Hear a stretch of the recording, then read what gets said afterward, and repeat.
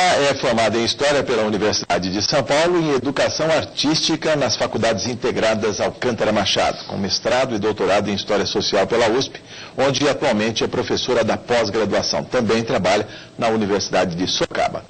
O Arena Livre tem o prazer em receber mais uma vez a professora Maria Aparecida de Aquino. Vamos falar sobre democracia e eleições, a nova composição de forças políticas e a vontade do eleitor das manifestações de rua à expressa nas urnas. Conosco nesta arena o deputado Orlando Bolsoni, do PSB, e o deputado Carlos Gianazzi, do PSOL. Muito obrigado, senhores deputados. Parabéns pelas respectivas reeleições. Muito bem-vinda mais uma vez, professora Maria Aparecida de Aquino.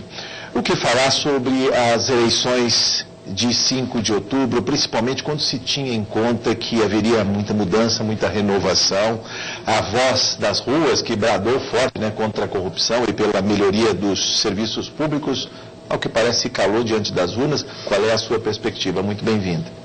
Muito obrigada pelo convite, eu agradeço. Eu acho que a gente tem que analisar vários ângulos a respeito do que aconteceu em 5 de outubro, né? E nesses ângulos, o que eu acho que a gente tem que contemplar é pensar que, na realidade, todos falam, agora a onda é essa, prevaleceu a vontade de mudança, né? Então, nós temos que saber exatamente que mudança é essa, né? O que isso efetivamente significa. Se mudança significa apenas a possibilidade de uma alternância no poder, aí até é possível que você pense efetivamente em mudança. Mas eu acho que mudança não é só isso, né? Para mudança, nós precisaríamos contemplar algo mais, que são as propostas de governo. Nós tivemos muito pouco tempo até o 5 de outubro para que estas propostas fossem efetivamente discutidas. De modo que eu achei que o eleitor ele não foi muito contemplado com o quesito de propostas, efetivamente para escolher, bom, esta proposta de governo diz mais respeito àquilo que eu penso de Brasil. Isto efetivamente acabou não acontecendo. Então houve uma falha muito grande até o 5 de outubro por uma série de razões que passam desde ofensas cometidas por todos os lados e de todas as formas, por todos os candidatos, as mais inesperadas possíveis nos debates, fora dos debates, até você pensar, por exemplo, o próprio comportamento dos meios de comunicação, né? Que eu fico muito preocupada com o seguinte: houve um tempo em que a gente diria assim, dá para você confiar nas pesquisas. Então as pesquisas elas conseguiram acertar, por exemplo, o 0,5, deu 22,0,5 para tal candidato. Elas faziam essa previsão. De repente elas perderam a mão, de tal forma que na última semana fomos surpreendidos por uma passagem inesperada, pelo menos para o eleitor que acompanha as pesquisas. Então acho que esses elementos foram elementos que complicam um pouco a ausência da discussão de propostas e o papel dos meios de comunicação que deveriam informar mais o eleitor. Mas o eleitor acabou ficando confuso. Sim.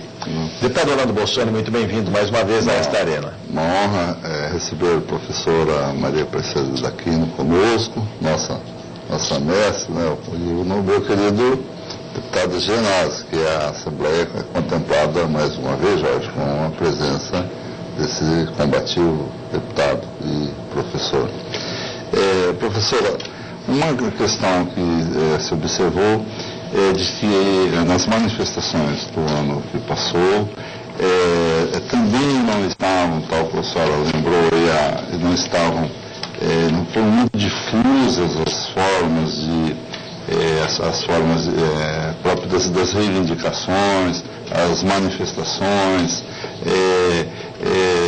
assim, a forma de organização é diferente, e entender também na visão da senhora porque um momento de dispensar a mediação dos partidos políticos na busca dessas reivindicações. Então, eu acredito que os partidos políticos eles poderiam exatamente organizar e se buscaria onde os manifestantes tivessem identidade. Por que ocorreu esse ato nos estudos, na forma da senhora enxergar? A senhora conhece tão bem a realidade brasileira. Deputado deputado, eu acho que na realidade o senhor toca num ponto muito importante, um ponto que acaba, embora tendo acontecido há mais de um ano, na realidade, né, acaba tendo um reflexo muito grande, muito forte no que aconteceu há pouquíssimo tempo, nestas últimas eleições, e no processo no qual nós estamos metidos, né, que ainda vai se prolongar por mais algum tempinho. Né? Então, eu acredito que quando se faz a ideia, que me pareceu mais preocupante já na época, em junho de 2013, a ideia de que nós somos avessos a partidos, nós não queremos lideranças, nós não queremos nenhuma representação. Nesse momento em que eles se posicionam desta forma, eles estão dizendo um não à democracia representativa, que é o sistema que nos rege. E, para falar um português muito claro, é o sistema que rege todas as democracias do mundo. Elas são democracias representativas. A opção a isso, se não se quer isso, porque isso não serve, a opção a isso seria, por exemplo, a democracia direta, a democracia da praça. Né? Aí eu pergunto, como é que é possível fazer a democracia direta nestas circunstâncias? Aí, não é? Nosso, pela própria dimensão territorial, para nós Suíça, é quase possível isso, mas aqui no Brasil me parece... Bem, e não vamos longe, né? Se nós pensarmos o exemplo da democracia da praça, que é Atenas, que é a democracia da praça, era apenas uma pequena cidade de lá da antiguidade, vamos dizer assim, ela na realidade já colocava fora da praça os escravos. Então, boa parte da população não está contemplada nesse momento. Então, são coisas nas quais a gente tem que pensar. Então, muito bem, você vai às ruas, acho ótimas manifestações e, principalmente, se nessas manifestações você tem a presença maciça de jovens, que foi o que aconteceu. Isso é maravilhoso. Ele saiu de casa, ele foi para a rua e ele se manifestou. Esse é um aspecto mais positivo. Mas o propositivo não correspondeu. Então, e outra coisa que é muito grave, né? Quer dizer, além de negar a política como democracia representativa, assim que terminaram as manifestações, vocês voltaram para casa. Onde está essa gente? Organizada de que forma? Então, eu tenho essa leitura. Positiva, por um lado, no sentido da mobilização da população, mas negativa por outros aspectos. Deputado Carlos Gianassi, muito bem-vindo mais uma vez a essa arena. Primeiramente, cumprimentar a professora Aquino, que é uma honra recebê-la aqui mais uma vez no estúdio da TV Assembleia, cumprimentar meu colega Bruno Bolsonaro, que foi reeleito aqui para continuar o trabalho na Assembleia Legislativa, cumprimentar o Jorge e elogiar aqui, parabenizar a TV Assembleia, que escolheu convidou a professora Aquino para esse debate importante nesse momento que nós estamos vivendo, professor. Já entrando na minha pergunta, sem antes deixar de registrar que a senhora é uma das grandes especialistas no estudo do Estado autoritário brasileiro e, sobretudo, na época da ditadura militar, do regime militar e a sua relação com a imprensa. Eu queria dizer, e também registrar que a senhora fez parte da minha banca de qualificação de doutorado na universidade e deu uma grande contribuição para que eu pudesse aperfeiçoar muito o meu trabalho. Muito obrigado. Você que é generoso e gentil. Professor Aquino, nós estamos preocupados com essa onda conservadora aqui no estado de São Paulo. O governador Geraldo Alckmin foi reeleito, né? Ou seja, o PSDB vai ficar ao todo 24 anos no poder no estado de São Paulo. Ele foi reeleito agora no primeiro turno. Aqui na Assembleia Legislativa nós tivemos também o aumento das forças governistas e conservadoras e fundamentalistas. Nós estamos aqui agora eleito uma bancada da bala, né, de pessoas ligadas à polícia militar, o coronel Telhada, por exemplo, que saiu da Câmara Municipal e veio para a Assembleia Legislativa com uma votação muito expressiva, né? Então se forma aqui uma forte bancada da bala, ou seja, nós temos aqui na Assembleia Legislativa também a constituição de uma nova base conservadora, fundamentalista e governista. A oposição perdeu o espaço de 28 deputados de oposição, nós caímos agora para 18, perdemos 10 cadeiras. É uma situação muito difícil aqui em São Paulo. Logicamente que nós entendemos alguns aspectos, né, mas eu gostaria que a senhora talvez pudesse analisar com mais profundidade. Nós entendemos, por exemplo, que o governo Alckmin sempre foi blindado pela mídia aqui em São Paulo, que ele tem a máquina, ele domina várias prefeituras através das emendas, através de verbas, né, controlando as prefeituras que precisam dos recursos do Estado. E também pelas próprias contradições aqui do PT no Estado de São Paulo, né, que abandonou vários movimentos sociais, várias lutas sociais e teve a diminuição drástica aqui da sua bancada. Eu queria saber como que a senhora vê esse quadro aqui do Estado de São Paulo. Olha, vejo com enorme preocupação e acho que o que você fala é uma coisa muito acertada e nos dá razões para estar extremamente preocupado. Uma onda conservadora, né? Outra coisa que é preciso pensar, se ao fim e ao cabo nós formos contar desde 1983 e formos pegar o governador Montoro, que era PMDB, mas depois passou para o PSDB atual, né? Então é mais tempo ainda de PSDB que nós podemos imaginar. Nada contra as reeleições, ou sei lá, né? Mas é preciso que você tenha propostas efetivas de mudança, né? Se você quer continuar, você precisa ter uma proposta de continuar modificando, aprofundando. E, na realidade, esse aprofundamento não se viu. Então, não é só o problema do governador se reeleger. Ele se reelege praticamente sem uma grande plataforma. Então, por exemplo, nós estamos numa cidade que vai ficar na seca. Não teremos água. E isto numa perspectiva muito breve. Eu pergunto, houve uma discussão nessa campanha acerca da água e da importância que isso representa e de como isto representa também uma, digamos assim, uma falta de planejamento do futuro, né? Seriam elementos que poderiam colocar questões para você deve reeleger ou não reeleger. Então isso não foi aprofundado, né? E quando você fala a bancada da bala, né? Aí a preocupação é muito maior, porque nós que vivemos, você é jovem, mas eu que vivi o regime militar, estudo o regime militar, então tenho muita preocupação a respeito destas questões. Eu acho que uma coisa é você discutir a questão da segurança, é fundamental. Ninguém pode se dar ao luxo de não ter uma discussão profunda acerca de segurança, particularmente numa cidade enorme como São Paulo. Não vou nem dizer violência, porque na minha concepção, as grandes cidades são violentas, e São Paulo não é nem um pouco mais, nem um pouco menos do que as outras grandes cidades aí pelo mundo afora. Ela é exatamente igual. Mas a questão da violência existe nas grandes cidades. Então se precisa discutir a segurança. Mas discutir a segurança na base do bandido bom é bandido morto, a que isso vai nos levar? Até onde eu saiba, não existe pena de morte nesse país. E mesmo que existisse pena de morte, temos países como os Estados Unidos, que em alguns estados tem pena de morte.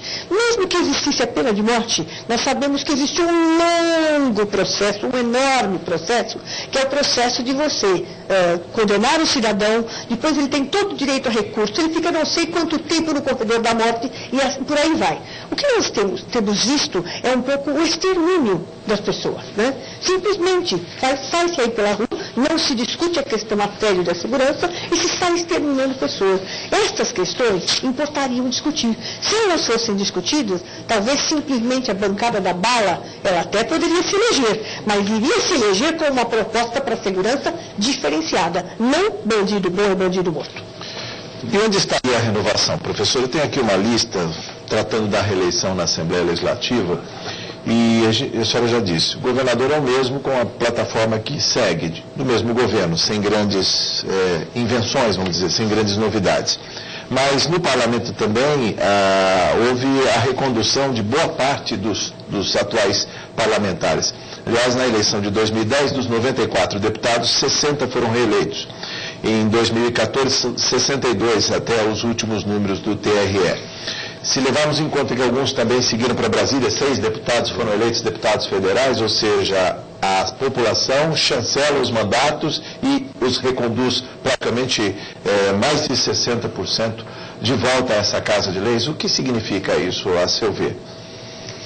Eu acho que aí é uma questão que nós vamos ter que enfrentar um dia. Eu acho que não enfrentamos ainda, mas cedo ou tarde vamos ter que enfrentar. E eu diria que é cedo. Rapidamente vai bater, a água vai bater aqui, não tem muito jeito, nós vamos ter que discutir. Que é a questão de qual é a importância do Congresso Nacional no plano federal, qual é a importância da Assembleia Legislativa nos estados, qual é a importância da Câmara dos Vereadores em cada um dos municípios. Vamos dizer o seguinte. E as pessoas ficam achando, na hora do vamos ver, que basta você pensar em quem vai ser o cabeça de chapa, quem é o majoritário. É o presidente, o governador e, no caso, o prefeito, né? Mas, na realidade, o poder legislativo tem uma importância crucial. Sem o poder legislativo, este governante que você acabou de eleger não governa. Né? Então, por isso, a importância de você, mesmo que você tenha uma onda conservadora, você ter, na realidade, um corpo legislativo que tenha um potencial de oposição que faça jus ao que nós chamamos de democracia representativa, né? Porque a democracia representativa, acho que a melhor definição que existe é a arte de conviver com o divergente, com aquele que é diferente. Essa é a arte fundamental da democracia. Ora, se nós temos o mesmo, onde é que está a diferença? Né? Então, é muito duro você pensar que há uma renovação, mas que atinge um percentual muito pequeno. Não que as pessoas não possam permanecer mais de uma legislatura, 2 legislaturas, mas sempre muito em cima de proposta. E continuamos na velha política. As pessoas depositam o voto para os cargos que são dos respectivos, digamos assim, das partes respectivas legislativas, sem muito refletir. E aí costuma acontecer comumente. Dali a 2 meses perguntam para você: em quem você votou para deputado? Não sei. Ele é capaz de se lembrar de quem ele votou para governador, de quem ele votou para presidente. Você perguntar: quem você votou para deputado? Não faço a mínima ideia, já esqueci. Eu cheguei a ver um espetáculo absolutamente degradante no dia da eleição de uma senhora procurando um santinho no chão. No chão? No chão. Então, na realidade, ela estava escolhendo naquela de entrar, quando eu fui votar, naquela de entrar para a sessão, ela estava escolhendo de última hora. Isso é muito grave. Então, isso significa que, em termos assim de pensar o interior da democracia, sua parte mais rica, nós ainda não amadurecemos. Essa é uma lição que nós precisamos fazer. Deputado Orlando Bossari. Mas aí qual seria o caminho para se buscar voltar o interesse pela política? Lembrando, a senhora estudou bem a EMS no assunto, os chamados anos de chumbo, que praticamente alijou uma parte de novas lideranças. Como que se constrói, então, quando esse aspecto ele está deixando, o interesse pela política, ele está deixando de ser uma referência da nossa cultura. Outro aspecto também, hoje, às vezes o jovem, eu também leciono em faculdade, o também, às vezes ele se identifica mais com um ídolo de música pop, com um ídolo de música sertaneja no interior. No futebol? Se criou no futebol, se criou para sertanejo universitário, veja a lógica da proposta. Como atrair esse jovem, por exemplo, para admirar, eu vou me permitir, assim, a pessoa que eu tive como referência, e a senhora acompanhou e estudou, por exemplo, o Ulisses Guimarães, por exemplo, uma pessoa que poderia ter todas as suas, mas que tinha um comprometimento, mesmo que aquelas lideranças, independente de serem liberais ou serem conservadores ou serem liberais, eles tinham uma ideia de país, discutiam os caminhos. Como resgatar isso? É possível? Eu acho que é possível, sim, agora também não é fácil. Claro. Mas não vamos escapar da necessidade de uma reforma política. Sim. Quando eu falo reforma política, eu penso também, não só, mas penso também na reforma partidária.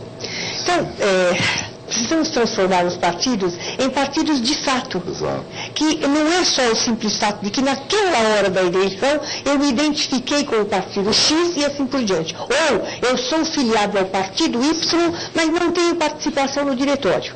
Democracia dá trabalho. Exato. É extremamente trabalhoso, porque implica numa participação sua. Então você tem que participar nas decisões do seu diretório para que o partido tenha semelhança com você. Senão, na realidade, cada vez há um desligamento maior de você em relação ao partido. E para essas coisas é necessário uma mudança de mentalidade, não só uma mudança da reforma política, mas também uma mudança de mentalidade. As pessoas precisam entender que elas vão ter que passar alguns fins de semana discutindo no seu diretório. Então não é só hora de passear no fim de semana ou descansar, mas também dá trabalho a esse ponto. E quando eu penso, por exemplo, em termos de reforma partidária, vamos imaginar, eu acho que esses partidos eles precisariam ser partidos engordassem um pouco, no sentido de que eles tivessem comprovada participação dentro dos seus respectivos nichos, Então, isso precisa acontecer. Os grandes assuntos nacionais, por exemplo, ou seja, os partidos terem dentro dos seus programas algumas soluções para as nossas aflições? Alguns caminhos. Seria isso, professor? Não é só isso, eu acho que isso é uma coisa, mas não é só isso. Por exemplo, nós temos que ter formas de controle, né, para tornar os partidos mais efetivos. Então, vamos pensar, por exemplo, se uma legislatura de um candidato para o legislativo, ela dura 4 anos, nós precisamos colocar essas pessoas numa avaliação constante. O tempo inteiro, ele precisa ser avaliado. Então é aquela velha história que me obrigaria, enquanto eleitora, a acompanhar o candidato que eu elegi. Então eu preciso observar, ele não está acompanhando. Então esse cara, ou ele é reconduzido à rota inicial e muda o seu comportamento, ou então precisaria haver uma forma de alijá-lo. No próximo bloco eu vou querer falar mais sobre isso. Ainda dá tempo para uma pergunta do deputado Carlos Gianazzi. Uma pergunta rapidamente, professor Aquino. A senhora que é especialista nesse estudo da relação da imprensa com o regime militar, como que a senhora vê agora a relação da imprensa com as manifestações de junho e, sobretudo, agora no processo eleitoral dos institutos de pesquisas, das pesquisas que foram feitas, dando uma diferença enorme, principalmente aqui no caso de São Paulo, né? Tanto do Ibope como do Datafolha, em relação a algumas candidaturas. Como que a senhora vê essa questão, né? Junho, a cobertura da mídia em relação a junho, e agora nesse processo eleitoral. Qual foi o papel da imprensa? Ela teve lado, porque a imprensa, muitos veículos são grupos de poder também, né? A imprensa comercial, que tem seus interesses políticos, ideológicos, financeiros. Os jornais gostam de dizer que na realidade são neutros. Somos pautados pela neutralidade. Absolutamente não. Vai ao editorial de cada jornal e você vai descobrir que não há neutralidade alguma. Ele está de um lado, sim. Eu acho isso errado. Acho errado dizer que não tem lado. Isso é muito, muito complicado, né? Agora, em relação ao papel da imprensa, particularmente nesse momento que nós estamos vivendo, eu acho que ela nos deve uma explicação.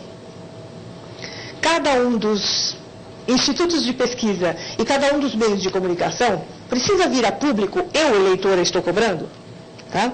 Ele precisa vir a público e explicar. Como é que, de repente, você tinha uma candidatura em ascensão e, de repente, às vésperas, você vai ver uma outra, esta defendeu, e a outra, de repente, que não estava nem nos planos, não aparecia cogitada para segundo turno, sequer, ela, de repente, tem uma arrancada. Milagre acontece em política? Eu tenho um pouco de dúvidas, porque a política é extremamente concreta, né? Então, eu acho que nós merecemos uma explicação. O comportamento da imprensa, neste último período, tem sido lamentável. Lamentável, inclusive, pelo fato de que você também não pode escolher uma forma de oposição que comece do princípio ao fim, usando toda a sua página principal, a sua página central de abertura, para fazer oposição decididamente a um determinado candidato. E fica o tempo inteiro martelando, com o uso que você tem, poderoso, do meio de comunicação. Então, de repente, abria outro, parecia que você estava frente à mesma coisa. Não importava o meio que você estivesse seguindo, fosse ele televisivo, fosse ele imprensa escrita, você tinha a mesma toada. Tudo vai muito mal, mas houve um aumento no potencial de emprego. Mas se houve um aumento no potencial de emprego, será que tudo vai muito mal? Eu sei, tenho cá minhas dúvidas. Então nós precisamos de uma explicação a respeito dessa mudança inexplicável. E, em segundo lugar, nós precisamos que essa imprensa também se justifique dessa forma tão agressiva de tomar partido, já que diz que não toma partido. Bom, vamos voltar mais, falar sobre isso no próximo bloco do Arena Livre, que volta em instantes. Estamos de volta no Arena Livre, hoje conversando com a professora de História, Maria Aparecida de Aquino, sobre as manifestações de rua de 2013 e as últimas eleições. A sua pergunta, deputado Carlos Gianazzi. Queria perguntar para a professora Aquino como que ela vê esse processo de privatização da política, mas sobretudo agora no momento eleitoral de privatização das campanhas eleitorais, né, da grande influência, da força tenebrosa do poder econômico, das construtoras, das empreiteiras, dos bancos e das concessionárias do governo, que de uma forma disfarçada financiam as campanhas de deputados, de senadores, dos governadores e do presidente da República, dos candidatos à presidência da República também. Eu creio que nós notamos, professor Aquino, nós que disputamos a eleição, que essa eleição foi uma das mais privatizadas de toda a história do Brasil. A força do poder econômico foi uma força tenebrosa, né, financiando com muito dinheiro candidaturas, inclusive aqui de deputados da Assembleia Legislativa, grandes empreiteiras, grandes construtoras que ganham licitações.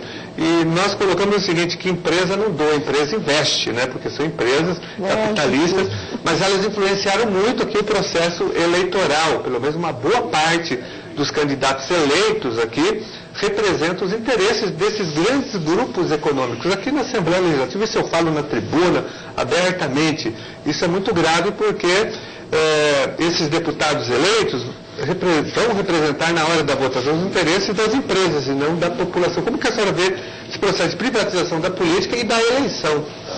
Olha, eu acho que isso é uma coisa, talvez das mais lamentáveis que possa acontecer, né?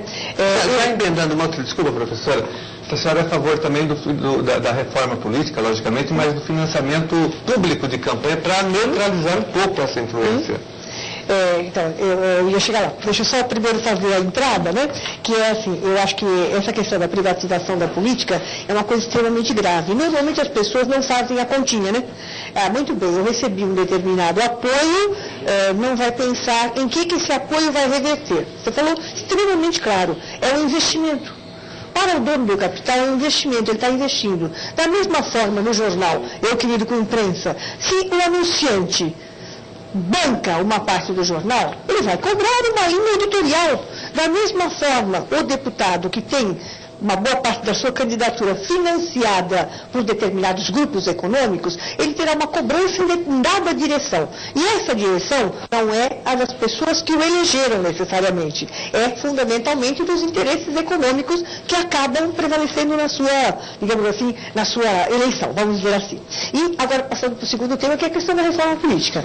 Sou extremamente favorável à reforma política, é uma questão que vai entrar, queiramos ou não, independentemente de resultados futuros, queiramos ou não, ela vai entrar na agenda. E isto é para ontem, essa reforma política. E na questão da reforma política, o financiamento das campanhas vai ocupar uma parte muito significativa da agenda. Estaremos mexendo com interesses extremamente poderosos, estaremos mexendo com as câmaras, o Senado e assim por diante, as câmaras de vereadores, as câmaras de deputados estaduais, federais e tudo mais.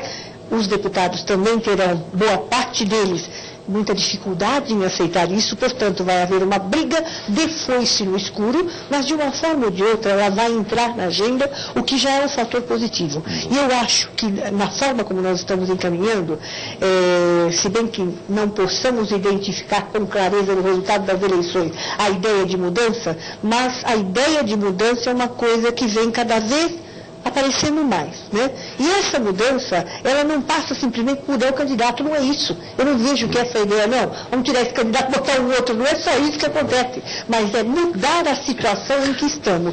Consequentemente, a discussão do financiamento público das campanhas será um dos fatores mais significativos e eu sou absolutamente favorável. Deputado Orlando Bolsoni.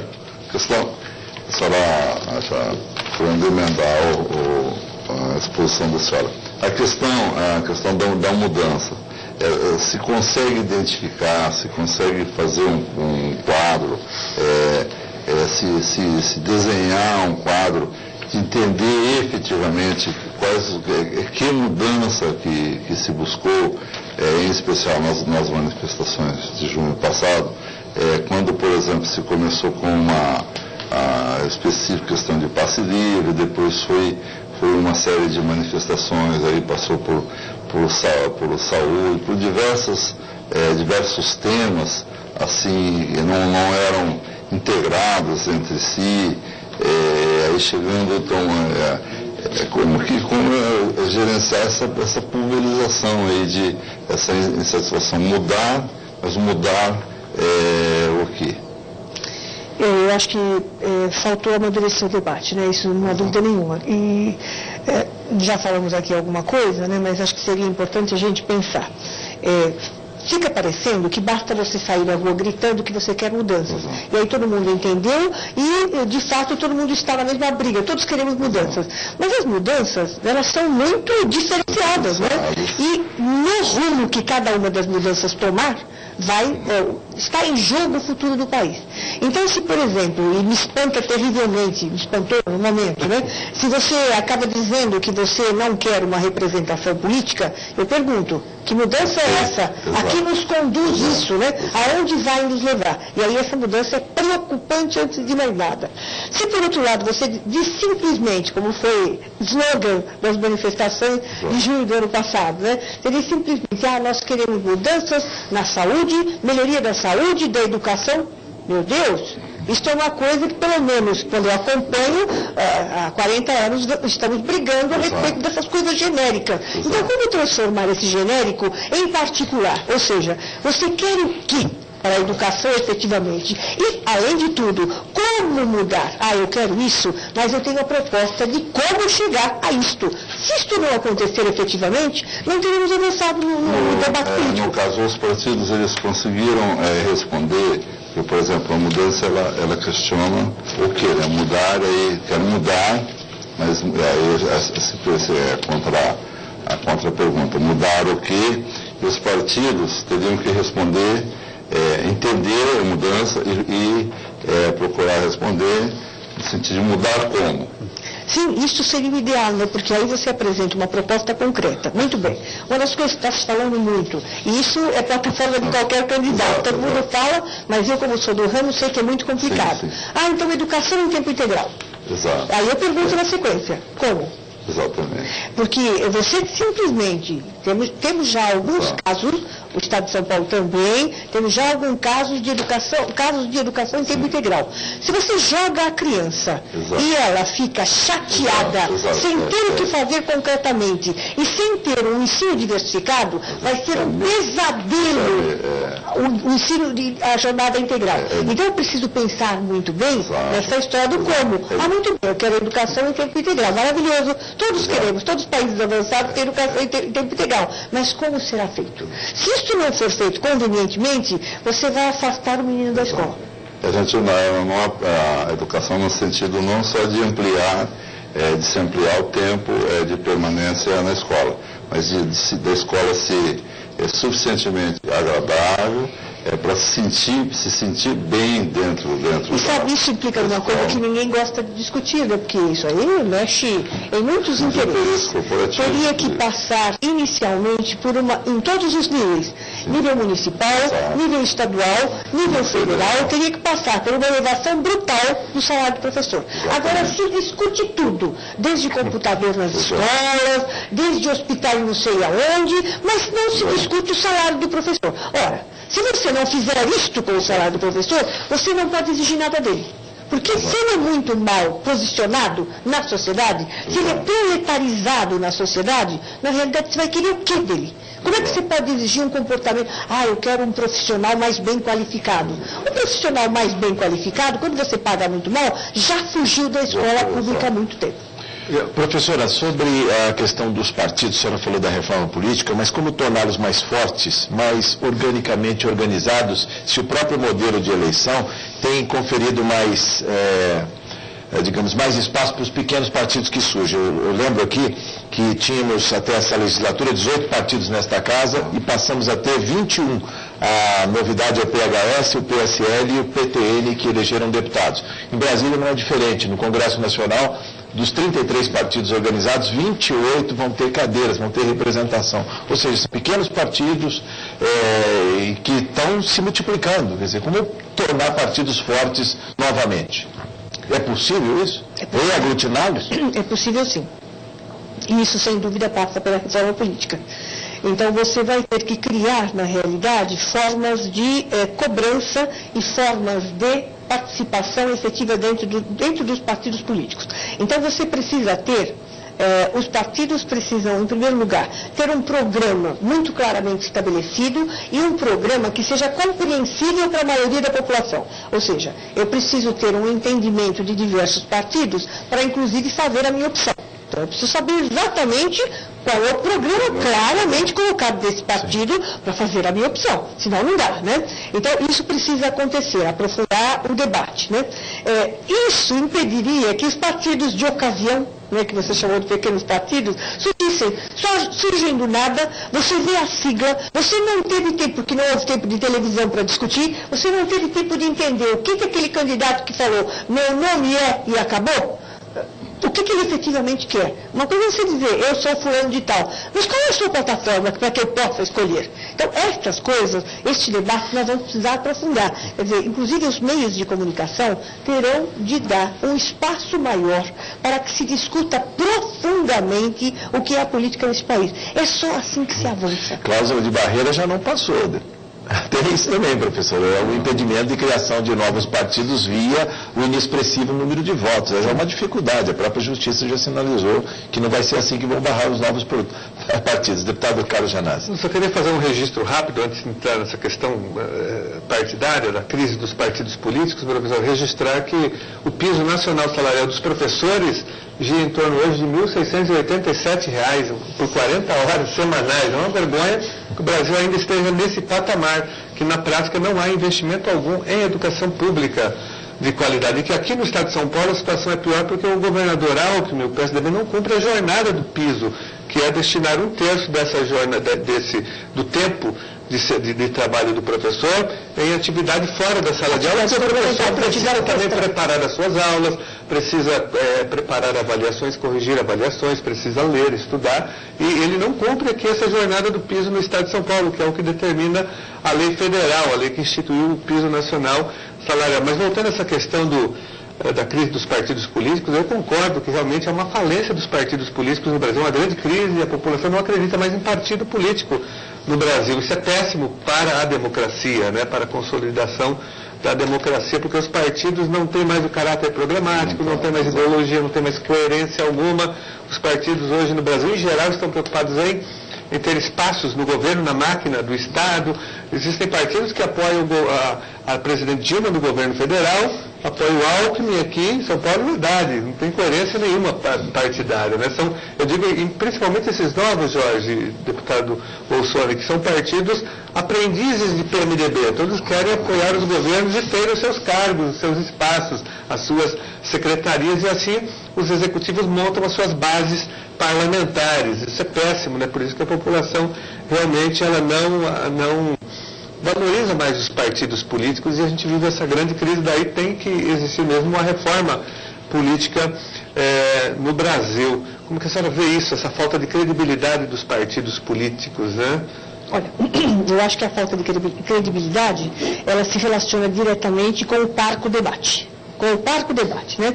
Porque se as pessoas tivessem um debate mais profundo acerca dos partidos, elas teriam condições de participar efetivamente. Outra coisa que eu preciso dizer, já me incomodou antes e me incomoda cada vez mais, essa história de dizer, eu não acredito e não confio em partido nenhum. Isso é uma ingenuidade política que não se permite a ninguém, principalmente ao eleitor.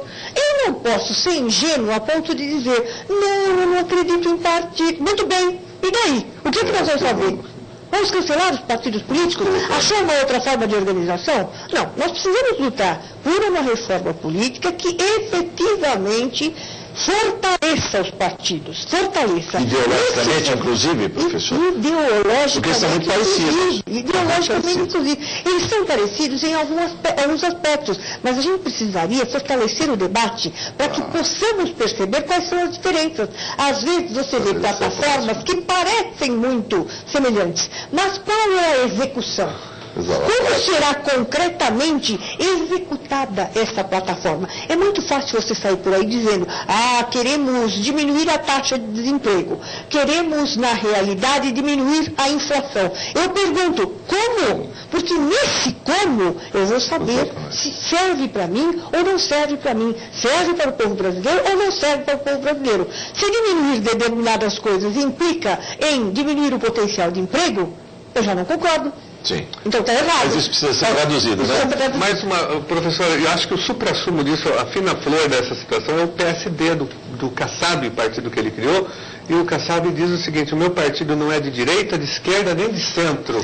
Olha que um absurdo, né? Como se não tivesse lá uma neutralidade que não existe na prática, como a senhora colocou com os meios de comunicação de massa. Exatamente. Agora o partido tem lado, tem que ter lado. Nossa, ele tem. E o lado aparece, e aí você faz a escolha, quando você explicita a proposta.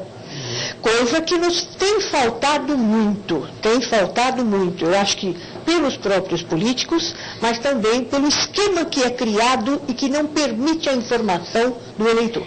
Deputado Orlando Bolsonaro inaugurando uma rodada de breves considerações, breves respostas, professor. Dentro dessa linha da reforma política, a questão do voto distrital, ou distrital misto, ou de listas, porque nós tivemos, por exemplo, no caso da Inglaterra, à época, o motivo da queda da ministra Margaret Thatcher foi que ela não foi aprovada no seu distrito.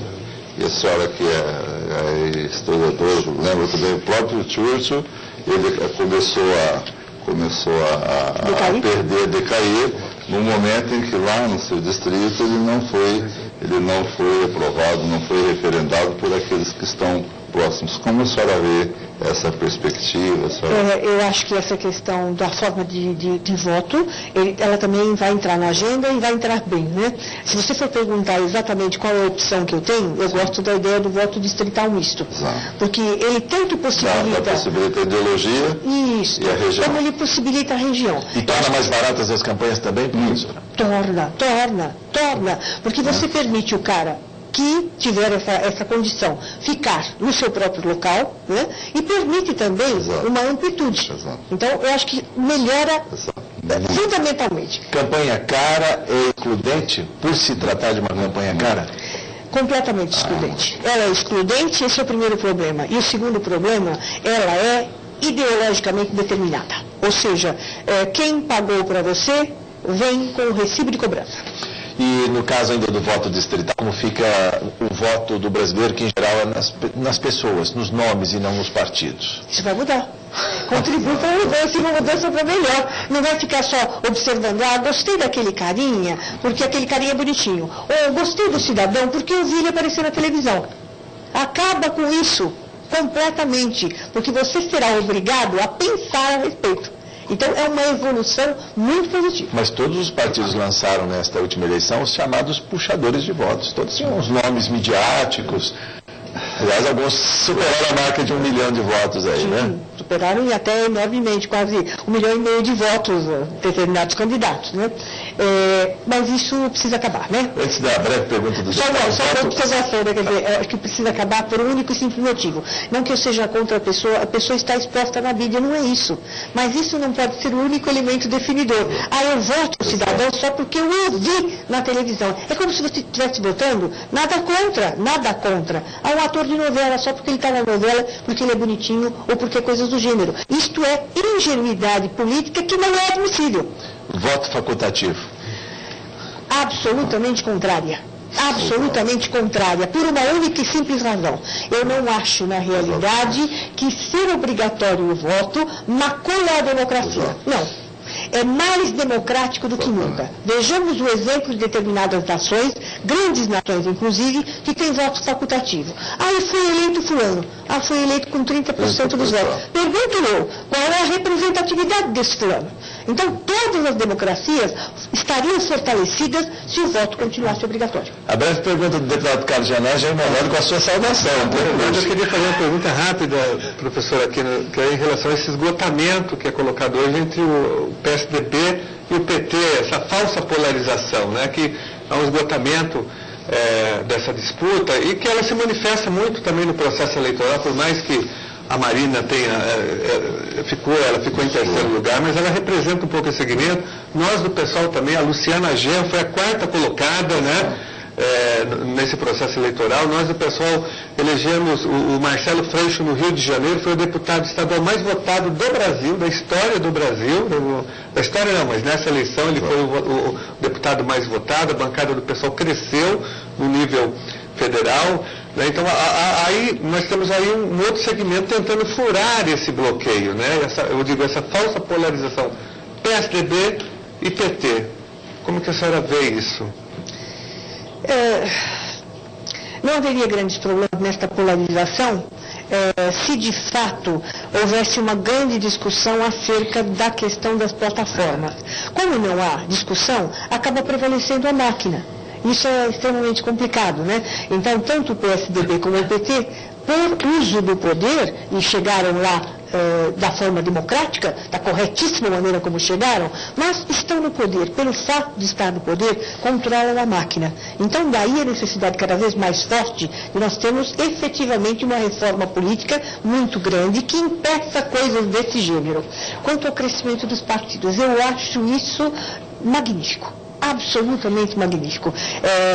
Esses partidos pequenos terem chance, e é preciso que a gente dê oportunidade a esses partidos que eles tenham efetivamente um crescimento. Porque uma coisa é você dizer, então se o partido controla a máquina, ele já tem tudo que tem direito, ele não precisa fazer grande coisa. Agora, o pequeno partido é como se ele tivesse que dar a volta ao mundo 3, 4 vezes, porque ele vai o tempo inteiro ficar correndo atrás da dificuldade. Então é preciso criar esquemas de manutenção destes partidos, ou seja, nós precisamos na realidade ajudar financiando os pequenos partidos para que eles se garantam até ter força, porque é importante para a democracia a diversidade. Faltou a saudação do deputado Orlando Bolsoni e as considerações finais da professora. Eu dizia, já no início é uma honra ter o professor aqui e tê-la conosco a certeza de uma aula.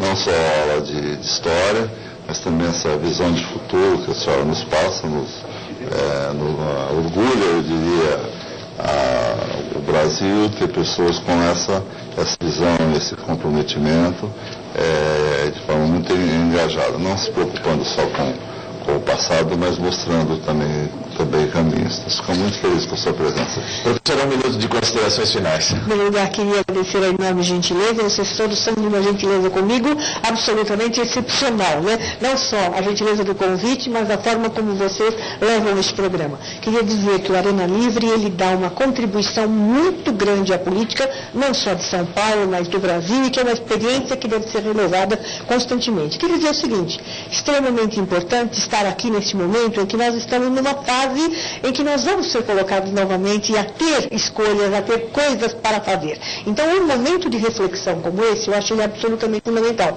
Falamos de temas aqui que são candentes para pensar o que o Brasil foi, o que o Brasil é, o que o Brasil será. Então, é hora de pensarmos o que tanto batemos aqui, acho que foi a ênfase maior, na participação cada vez maior das pessoas dentro da vida política do seu país. Muito obrigado. Chegamos ao final. Críticas, sugestões, comentários pelo endereço eletrônico arenalivre@al.sp.gov.br. Professora, muito obrigado pelos seus esclarecimentos. Volte mais vezes. Com certeza, sempre convidado. Sempre que convidado. Muito obrigado, deputado Orlando Bolsoni, deputado Carlos Gianazzi. Muito obrigado por sua audiência. Até o próximo Arena Livre. Eu espero você.